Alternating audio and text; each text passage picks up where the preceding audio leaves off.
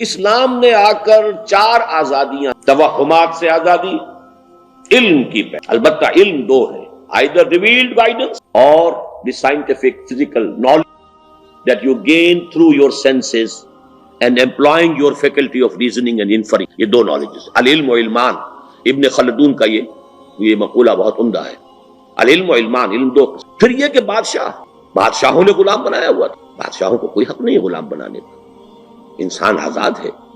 یہ غلام ہے صرف اللہ کا. کونوا عباد اللہ اخوانا، تم سب کے سب اللہ کے بندے اور آپس میں بھائی بھائی.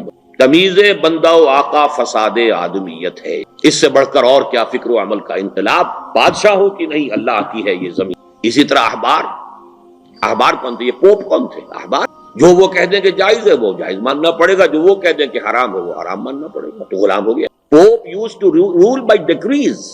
جیسے ہمارے ہاں آج کل کہا جا رہا ہے کہ ساری حکومت جو ہے وہ آرڈیننسوں پر چل رہی ہے. بڑا پیارا جملہ کہا ہے حافظ حسین احمد صاحب نے پچھلے دنوں، کہ ایوان صدر جو ہے وہ آرڈیننس ڈپو بن گیا ہے. وہ آرڈیننس جو ہے وہ اسلحہ والا ہوا، یہاں آرڈیننس.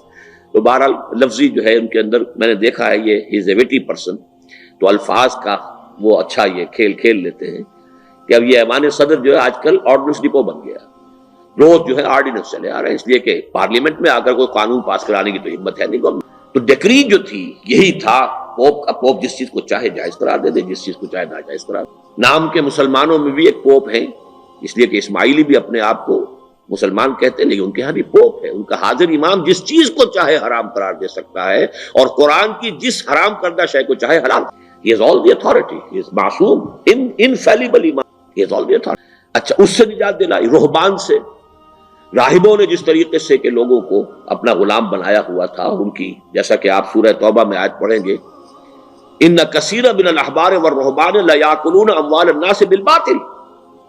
یہ احبار اور رہبان، راہب اور یہ علماء، یہ لوگوں کا مال ہڑپ کرتے ہیں ناجائز. ہماری خدمت میں نذرانے لاؤ.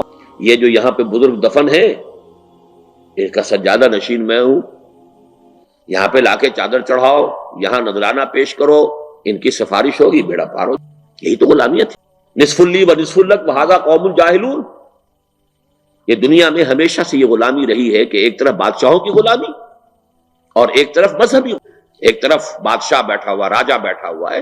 یہ چندر بنسی ہے، یہ سورج بنسی خاندان ہے، یہ دیوتاؤں کی اولاد ہے، دیوتاؤں کی نسل ہے. اسی کا کاؤنٹر پارٹ یورپ میں تھا ڈیوائن رائٹس آف. مسلمانوں نے کہا ذل اللہ السلطان ذل اللہ فی. سلطان تو آسمان کا، اللہ کا سایہ ہوتا ہے. یہ سب ایک چیز ہے، فلسفہ ایک ہے، فکر ایک ہے، نظام ایک ہے، سوچ ایک ہے. لیکن دوسری طرف کوئی پیر ہے یا پروہت ہے یا پادری ہے یا پنڈت ہے یا پجاری ہے. یہ سب تمام الفاظ پیش ہیں. پجاری بھی، پنڈت بھی، پیر بھی، پوپ بھی، پادری بھی، پروہت بھی، ایوری تھنگ. یہ جو پے ہے، یہ اب اڈا جما کے بیٹھتے ہیں کہ یہاں جو بت ہے نذرانہ لاؤ پیش کرو. نذرانہ جاتا. اس بندر کے خزانے جو تھے، جو سومناتھ کا بت جب توڑا ہے، اور اس بندر کے اندر سے کیا کچھ نکلی، اور کتنی عورتیں برآمد ہوئی جو وہاں پر دیوتاؤں کی خدمت، دیوداس. لیکن یہ دیوتاؤں کی خدمت جو تھی وہ اصل میں تو خدمت کرتے تھے ان پنڈتوں کی اور پجاریوں کی خدمت کرتی تھی. یہی کچھ ہوا یورپ کے اندر. موناسٹریز ہیں، بیٹھے ہوئے ہیں، راہب ہیں. ویسے تو شادی نہیں کی ہے، لیکن تہخانوں کے اندر حرامی بچوں کی قبروں کی جو ہے وہ پوری کی پوری قطاریں لگی.